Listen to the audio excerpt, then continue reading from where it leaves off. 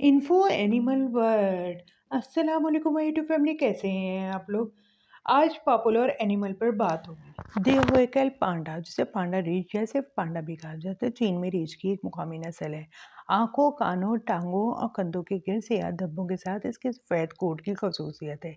इसका जिस्म गोल है। बालिग अफराद का वजन 100 से 115 किलोग्राम और आमतौर पर 1.2 से 1.9 मीटर, इंच से 6 फीट 3 इंच लंबा होता है। ये जिनसी तौर पर ड्रोमोरोफिक, जिसमें नर आमतौर पर खवातीन से 10 से 20% बड़े होते हैं। इसकी पेशानी पर एक अंगूठा नजर आता है जो खाना खिलाने के लिए बांस को जगह पर रखने में मदद करते हैं। इसके बड़े दाढ़ वाले दांत होते हैं। इसकी ग़िज़ाई ज़रूरियात को पूरा करने के लिए दुनियावी फौसला फैला हुआ है। ये निशास्ते को हजम कर सकते हैं और ज़्यादातर सब्जी खोर है, जिसकी खुराक तकरीबन मुकम्मल तौर पर बांस और बांस की टहनी पर मुश्तमिल होती है। देवहैकल पांडा सिर्फ चंद चीनी सूबों के 6 पहाड़ी इलाकों 3000 मीटर की बुलंदी पर रहता है। ये तनाव से मिलावट के मौसम में जमा होता है।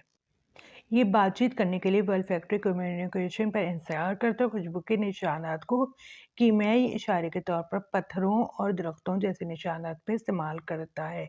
खवातीन औसतन 18 से 24 माह तक बच्चे पालती हैं। सबसे कदीम जाना जाता है देवहैकल पांडा 38 साल का था। कोआला, जिसे कभी कभी कोआला रीछ भी कहा जाता है, ऑस्ट्रेलिया में रहने वाली एक आबी जड़ी बूटी मर्सोपेल्फिए फास्कोलॉर्कटी खानदान का वाहिद मौजूदा नुमाइंदा है।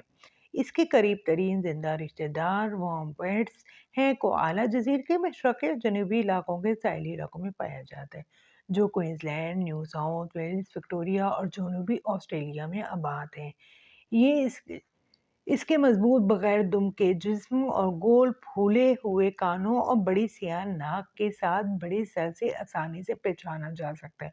कोआला के जिस्म की लंबाई 85 से 60 सेंटीमीटर और वजन 15 से 4 किलोग्राम होता है। खाल का रंग सिल्वर ग्रे से चॉकलेट ब्राउन तक होता है। शुमाली आबादी से ताल्लुक रखने वाले कोआला अपने हम मंसूबों के मुकाबले में आम तौर पर छोटे और हल्के रंग के होते हैं। ये आबादी मुमकिन तौर पर अलग अलग झेली नस्लें, लेकिन मुतनाज़ा हैं।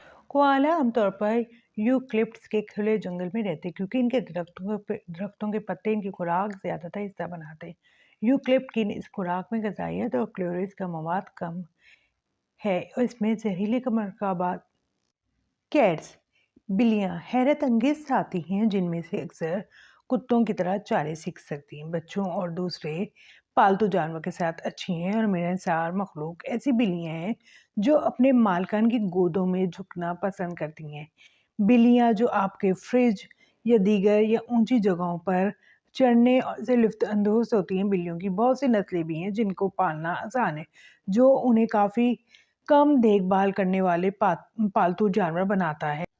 रगडोल एक नीली आंखों वाली खूबसूरती है जो लगातार 4 सालों से CFA की मकबूल तरीन बिल्लियों की नस्ल की फहरिस्त में नंबर 1 है। ये नस्ल आसानी से पहचानी जाती है।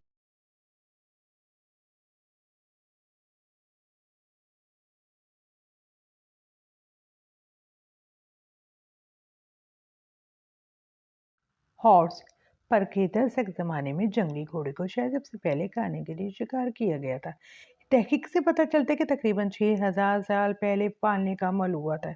ये समझा जाता है कि घोड़े को सबसे पहले हिंद यूरोपीय नस्ल के कबीले ने इस्तेमाल किया था, जो सियाह कैस्पियन समंदर से मुत्तसिल पहाड़ों के सिलसिले के शुमाल में वाक़ मैदानों में रहता था। आबो हवा, खुराक और इंसानों से मुतासिर होकर घोड़े ने तेज़ी से अपनी मौजूदा शक्ल हासिल की। दोस्तों, घोड़ा और इंसान का रिश्ता मुनफरिद है। घोड़ा एक साथी और दोस्त है। इसने खेतों में हल चलाकर फसल की कटाई की, सामान लाया और मुसाफिरों को पहुंचाया, खेल का पीछा किया, मवेशियों को ट्रैक किया और जंगजों को जंग में लेके गया। डॉग, इंसान हजारों सालों से डॉग को पालते रहे हैं, शिकार से लेकर स्लेज खींचने से लेकर गल्लाबानी और तहफ़्फ़ुज़ तक। कुत्तों ने बेशुमार तरीकों से हमें ज़िंदा रहने और तरक्की की मनाजिल तय करने में मदद की। हमारी ज़िंदगी में डॉग जो सबसे अहम किरदार अदा करते हैं, इनमें से एक सोबत है। यहाँ तक कि کتے جو خوشبوؤں کو پتہ نہیں لگا سکتے، بھیڑوں اور مویشیوں کو جمع نہیں کر سکتے، وہ بھی ہماری زندگی بہتر بنا سکتے ہیں، صرف ہمارے ساتھ رہ گئے۔ انسانوں کو اور کتوں کے درمیان ہمیشہ ایک خاص تعلق رہا ہے۔ یہ بانڈ ہمارے زیادہ تر آرٹ ورک قدیم اور جدید واضح ہے۔ مثال کے طور پر قدیم رومن شہر پومی کی دیواروں پر کتوں کو پیار سے دکھایا گیا ہے۔ واضح طور پر انسانوں اور کتے ایک طویل عرصے سے دوست ہیں۔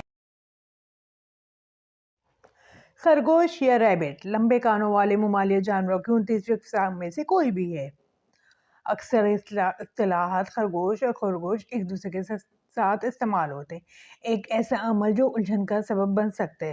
مثال کے طور پر اصل میں خرگوش ہیں، جبکہ راک بیئر اور ہیزبیٹ خرگوش ہیں۔ خرگوش شاید زندگی کی تاریخ اور مترجح رہائش گاہ میں خرگوش سے مختلف ہوتے ہیں۔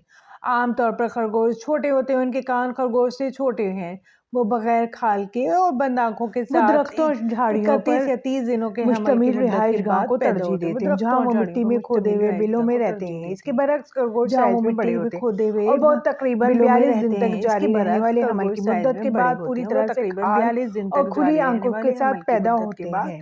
پوری طرح سے کھال اور کھلی آنکھوں کے ساتھ پیدا ہوتے ہیں، جیسا کہ کو ترجیح دیتے ہیں، جیسا کہ بربریز، جہاں وہ چھوٹے کھلے ڈپریشن میں اپنے گھونسلے بناتے ہیں۔ خرگوش زمینی باشندے ہیں جو صحرا سے لے کر اشکنڈی جنگل اور گیلی زمین تک ماحول میں رہتے ہیں۔ مغربی نصف کرہ میں ان کی قدرتی جغرافیائی حد درمیانی عرض البلد کو گھیرے ہوئے ہیں۔ مشرقی نصف کرہ میں خرگوش یورپ اور وسطی اور جنوبی افریقہ کے کچھ حصوں، برصغیر پاک و ہند سمایر اور جاپان میں پائے جاتے ہیں۔